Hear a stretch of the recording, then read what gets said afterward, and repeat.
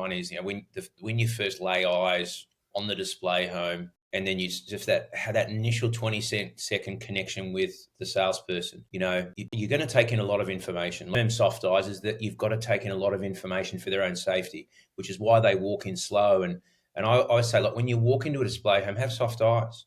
Notice how organized does the person look? Are they moving away from their desk, making great eye contact, and really connecting with you well? Does everything they have look organized, or does it look like the display home's messy and there's dirty windows and there's leaves all blown in? Like, attention to detail to me is important. And I would say, like, for me, if I was building a home and it looked sloppy and emails that they promised they weren't sending me, or the emails had spelling errors, to me, that's an assumption that the construction team, it's a big assumption, but it's the right gut instinct. The construction team, the operations team you're going to be dealing with will be a bit sloppy as well. So I reckon the first precedent is, how does that display home portrayed? How is that person conducting themselves? Everything is an assumption of quality based on the experience you have with your salesperson. So I'd be looking at attention to detail, Daz.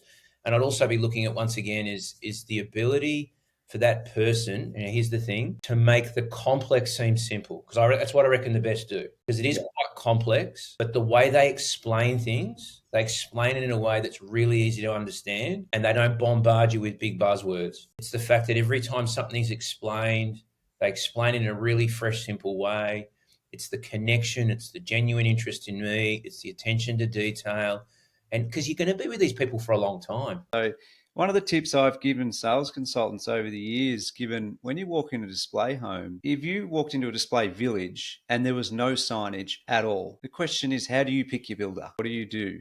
So we generally coin it down to what I'd call a memorable moment. Because if you walk in and out of display homes for a couple of hours, it becomes a bit of a blur as a home buyer, a prospective home buyer. So for those who are listening, try and recall those who gave you that memorable moment. When you walk home and you put the 55 bags of books on the kitchen table, and then you're like, geez, you're trying to remember what plan was what builder, what consultant, someone will stand out. There'll be someone who gave you that memorable moment. So they've taken that time, they've taken and they've decluttered the confusion, and they've taken you from perception to reality in a way that you actually understand. So that's really powerful. So take note of that.